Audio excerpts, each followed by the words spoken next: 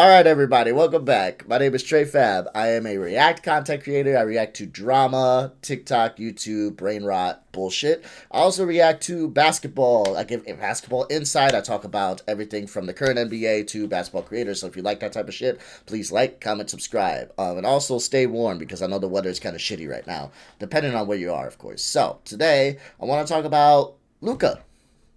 We're going to talk about Luka. I want to talk about the Luka trade a little bit more. I know I talked about it a little bit last week. This is a Jimmy High Roller video I wasn't able to react to.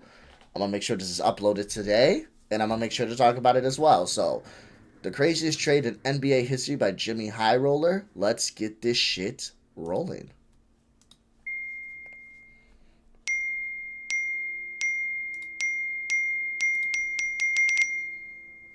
There aren't many things that can stop the entire NBA world in its tracks at 10 p.m. on a Saturday night. Did someone score 100 points? Did LeBron hastily retire in the middle of the season? What, did Michael Jordan come back out of retirement? What could possibly get everyone riled up out of nowhere? Oh my God. We all said in unison as news broke that the Mavericks traded Luka Doncic for Anthony Davis. I couldn't believe what I was seeing. I figured this was just some big elaborate hack job, and I was waiting for follow-up tweets saying, false alarm, the Mavericks actually... You know what's crazy about this? And I'll go ahead and look this up for you guys over here on the side. I'm 90% sure I'm right on this. I read a couple articles and saw a video on this. I'm pretty sure that Rob Pelinka lied to Utah Jazz. Let me look this up. Give me a second. Okay, so this is just... This is just, I guess, hearsay, but here, I'll pull this over for you guys. So basically, right, Rob Pelinka, it says, some say Rob Pelinka, the general manager of the Los Angeles Lakers, was morally wrong to not inform the Utah Jazz about the trade for Luka Doncic. So, Draymond Green said that Pelinka's actions were morally fucked up. And it's just, I don't know. At the end of the day, Danny Ainge, right, isn't he a Boston guy? Yeah, Danny Ainge is a Boston guy. Danny Ainge probably doesn't want to help the Lakers more than he has to. Danny Ainge is probably fine as far as, like, you know, I know that he is a GM for the Jazz now, but he is a Boston guy. Once a Boston guy, always a Boston guy. So the last thing he probably wants to do is help the Lakers hang another banner. Right? The last thing he wants to do is make it so the Lakers hang multiple banners, right? And the last thing you want to do is be the guy that helped the Lakers move some people off the books so they can get Luka Doncic on their team. Okay? So yeah, no shit, Danny Ainge is pissed off. I don't think it's morally wrong because at the end of the day, I don't have to tell you what I'm getting. I just got to tell you what I'm giving. I'm giving you this. I don't have to tell you why I'm giving you this. I don't have to tell you I'm giving you this because I'm getting this. I just need to tell you I'm giving you this, and you can agree or disagree. You agreed? Cool. You helped me get Luka. Thank you. Big elaborate hack job, and I was waiting for follow-up tweets saying, false alarm, the Mavericks actually aren't brain dead. I can't believe you guys fell for it. But within minutes, it was clear that this trade was unfortunately very real, and the Mavericks are in fact out of their minds. The same player who Mark Cuban said he would rather leave his wife before giving up. The same player who was responsible for a third of the organization's... I will say, also, Mark Cuban sold most of his stock to... I don't even know who the fucking Mavericks owner is now. Mavericks owner. Shit. Miriam Adelson and Patrick Dumont. Those are the two owners now. They have 69% ownership over the Mavericks. Mark Cuban only has 27%. So Mark Cuban no longer holds primary ownership of the Dallas Mavericks. He sold most of it to these two. So just in case, you know, you guys are hating a little bit on Mark, please don't do that because Mark obviously did not have a say-so as far as this trade goes. He may have 27% ownership, but when they have 69% ownership, I would not be shocked if they did not let Mark Cuban know. I mean, we can even look it up. Here, we're doing this all live. We're doing it live. Fuck it, we'll do it live. Mark, when did Mark Cuban find out about Luka trade?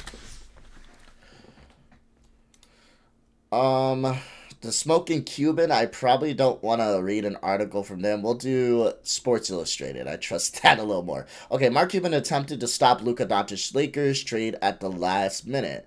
According to Mark Stein, former Mavericks owner Mark Cuban tried to prevent GM Nico Harrison from trading Luka to the Lakers. It was a baffling deal. Cuban saw the swap as a franchise-altering choice and did his best to stop it from happening. But according to Stein, the deal has already been sealed by a verbal handshake. Whatever a verbal handshake means, it clearly was airtight enough to ignore Cuban's advice. Yeah, so Mark Cuban tried to stop the trade, if anything, once he found out about it. But like it says in this article, Mark Cuban wasn't even aware that the trade was going down until last minute, and it was too late by the time he wanted to stop the trade.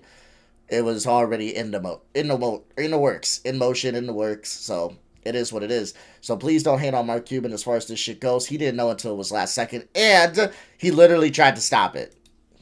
So that's sad.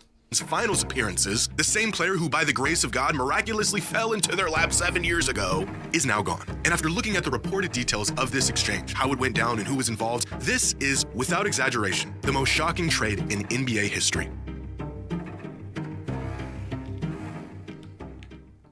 Today's video is sponsored by DraftKings. Super Bowl 59 is right around the corner. And you know how it is. We react to the video, we watch the ad. So go gamble, guys.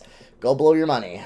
After betting just $5. And yes, you heard that correctly. An automatic $200 in bonus bets for all new customers who place any $5 wager. And you can use your $200 in bonus bets on DraftKings same-game parlays for a shot at an even bigger payout. And if sports betting is not yet available in your state, you can still join in on the action with DraftKings Daily Fantasy and have your shot at cash prizes. Download the DraftKings Sportsbook app now. New customers use my promo code JxmyHighroller's, bet just $5 on any wager, and get $200 in bonus bets instantly. That's promo code JxmyHighroller, only at DraftKings Sportsbook. Now that we've had about a day to digest the Luka AD trade, by now the reality of the situation should be setting in. It has not. A trade so insane that fans are now theorizing if the league did it for the sake of ratings. Imagine concocting a deal so... Okay. He's about to bring it up, yeah. But the deal was so fucking insane that people think it was fabricated so people can watch basketball more. That's crazy. That your fans literally think you're doing it for clout. That is how crazy this trade is. And there's about a dozen reasons why this is legitimately the most shocking deal we have ever seen. First, according to multiple sources, none of the players even knew this trade was happening. Not Luka, not Anthony Davis, not even the Lakers GM LeBron James. As some sources put it, the Lakers GM LeBron James. I do like that he said that because I do hope this quenches those rumors a little bit.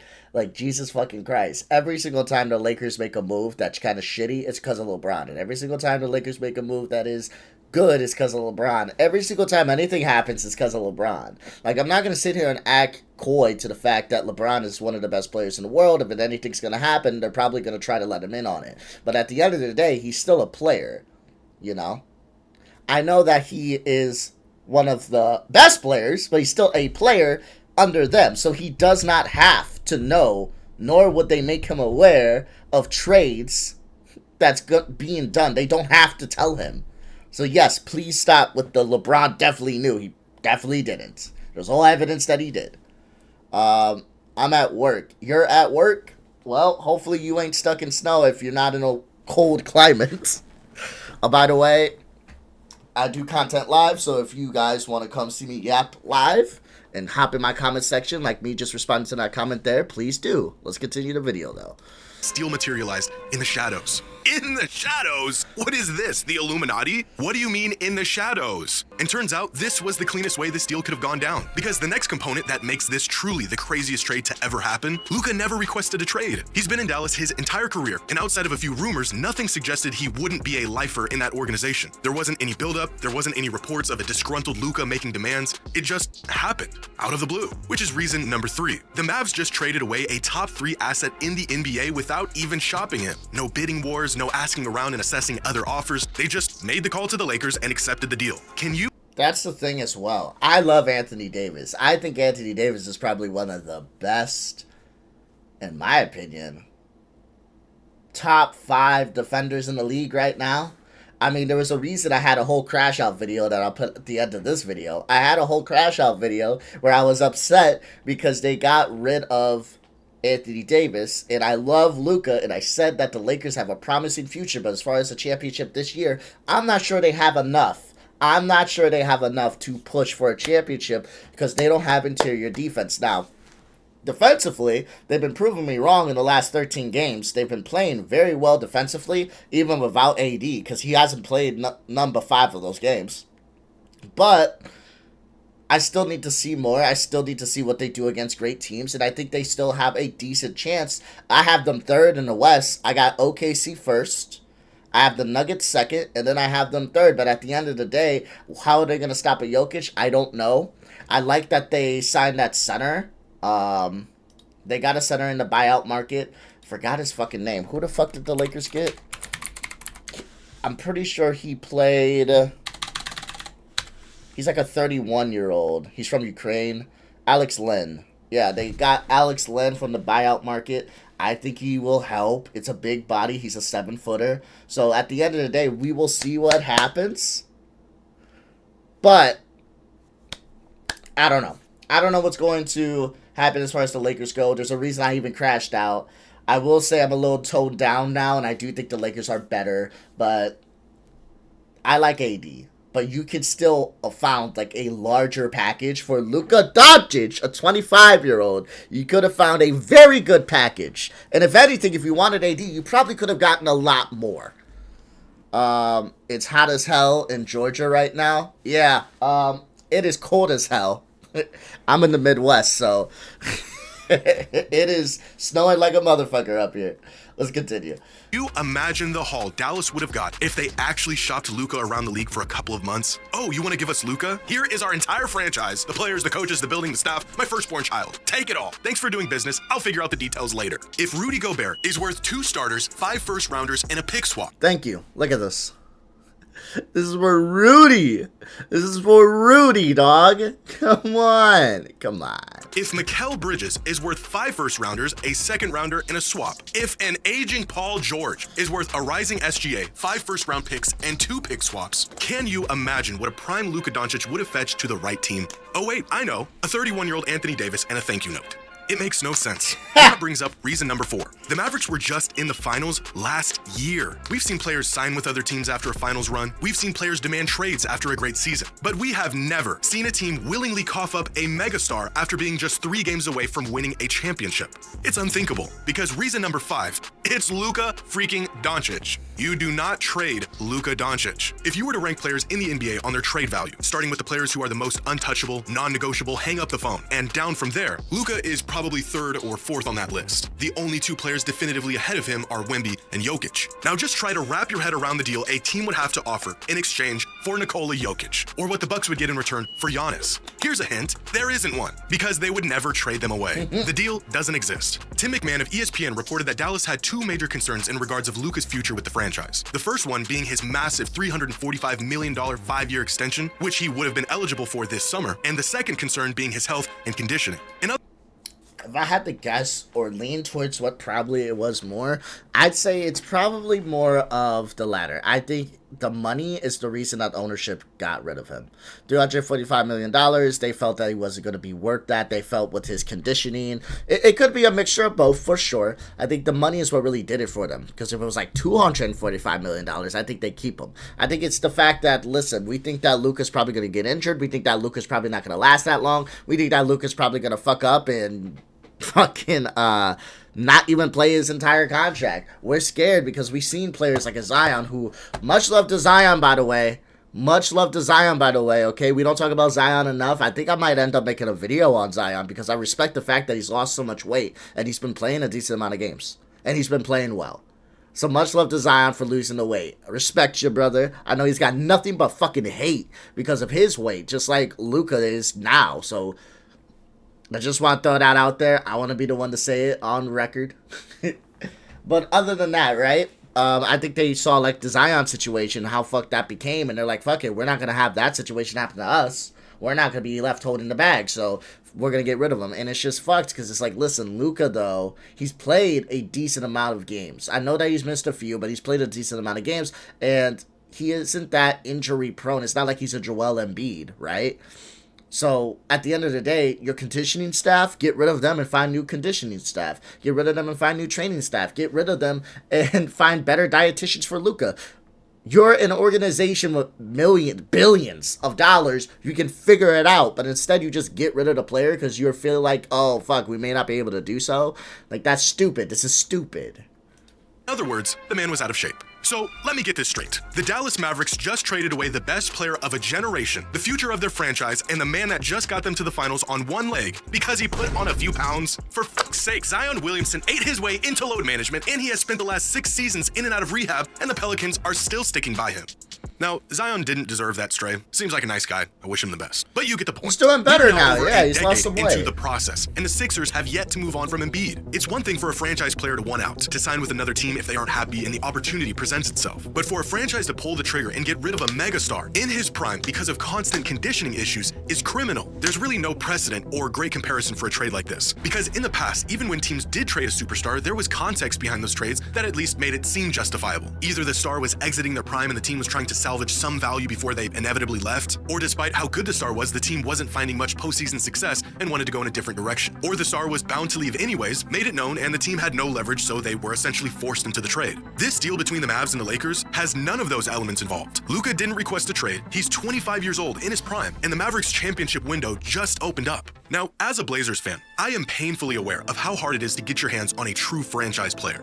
Painfully aware. In our team's entire 55-year existence, we've had 3. The first one got hurt, the second one was incredible, the potential third one got hurt, and the actual third one was also incredible. That's about one superstar every 20 years. What does the lackluster history of my team have to do with this trade? Well, because the Mavericks should know a thing or two about keeping their hands on a generational talent. Because in their franchise's history, they've only had 2 of them. Dirk Nowitzki and Luka Doncic. The first one spent his entire 21-year career in Dallas, facing ups and downs and winning arguably the heaviest and most challenging championship of our lifetime. And the second one, they traded away for AD and a box of scraps after just 6.5 seasons of a promising career. And as every fan of a non-major market team knows all too well, generational talents only come along once in a generation. The Mavericks aren't some hotspot for superstar talent. No. They don't get real chances to win it all often. Just 3 trips to the finals in 45 years. One of those trips at the hands of the guy who they just sent packing. They cannot afford to roll the dice and hope for greener pastures like some other teams can. You are not the Lakers. You get a player like Luka and you lock that man in and throw away the key. What are we doing? It could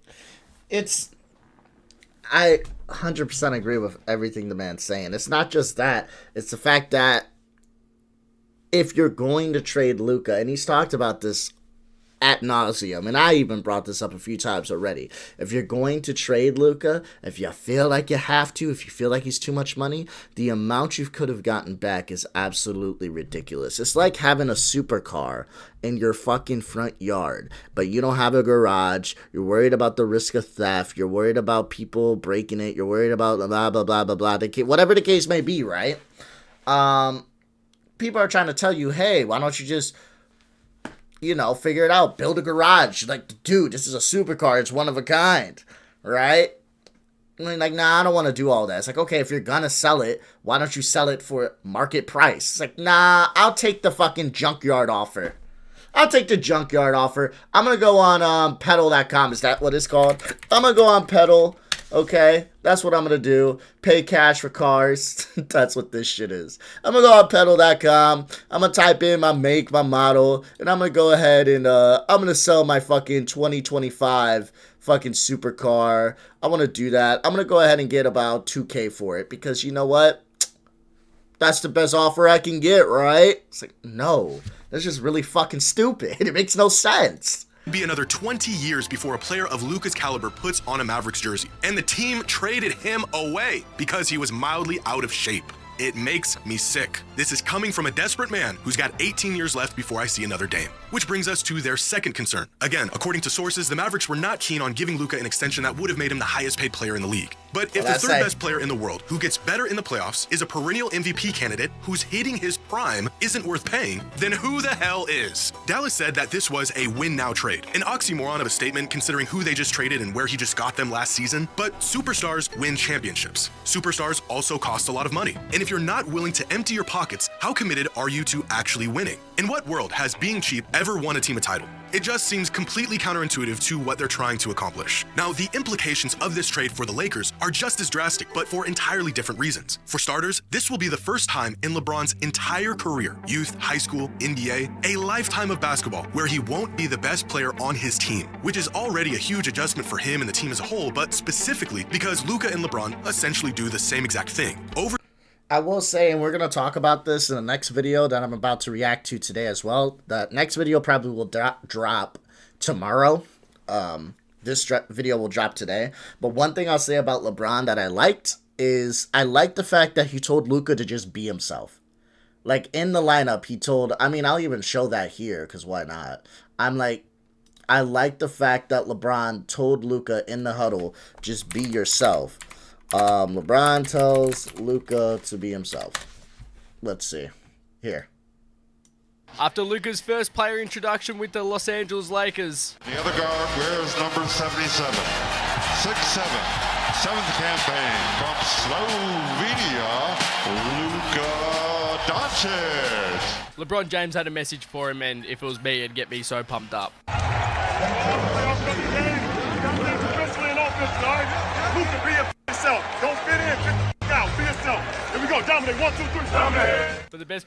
That smile on his face, dog. Like, bro, he's still 25. He's still 25. And look, and we're going to talk about this assist as well, because that was not only fun, it was good to watch. I'm glad he's having fun, but I also want to talk about the fact why I believe he should be the point guard moving forward and have the balls in his hand, have the balls of the ball in his hand, because I think people like Rui Hachimura, we saw it with that Jazz game. Rui Hachimura is going to have open looks. Even people like Vanderbilt is going to have open looks. You're going to have people like, even Bron can end up fucking around and have an open look when you have someone like Luka just going to draw a bunch of attention. So, but yeah, I like the fact this is a 25-year-old at the end of the day, okay? He's playing with a player that he respects immensely. He talked about how much he loved Bron. Even before this trade happened, he talked about how much he loved Bron. Luka was going to be one of the first to be under LeBron's shoe brand. He was going to be one of the first athletes.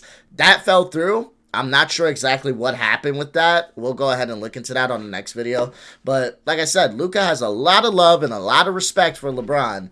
And you want to make sure he feels comfortable on the team. He must be going through it, especially since he got traded from a team that he thought he was going to be a lifer on. It still hurts. It still hurts. Just because I'm playing with one of my favorite players, it still fucking hurts. But he's able to, you know, feel better about it if especially his teammates are able to have his back and make him feel comfortable.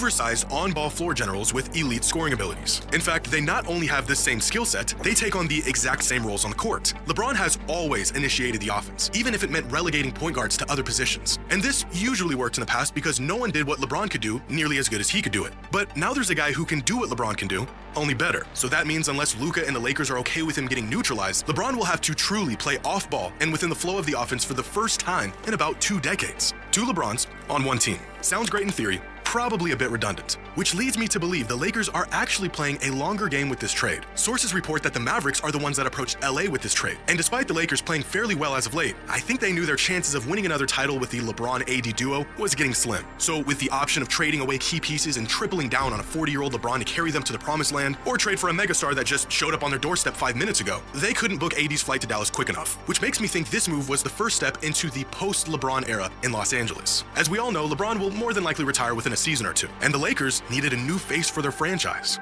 and they just got it. Inexplicably, miraculously, in the most Lakers way imaginable. I always wondered what LeBron's final years would look like, how he would go out, who would be around him, but never in my wildest dreams did I imagine it would be playing second fiddle to Luka Doncic in a Lakers jersey. All in all, it seems like the Mavericks won this trade, if you zoom way in and look at this in an 18-month window. But zoom out, and the Lakers are looking around asking themselves how they just pulled off a bank heist. With AD, the Mavericks lineup looks good, possibly a winning formula. But the Lakers got Luka Doncic, and in 20 years, fans will look back and wonder how one of the greatest players of all time in his prime was traded away on a random Saturday night. That was a good video. One thing I will say, now this was made 8 days ago.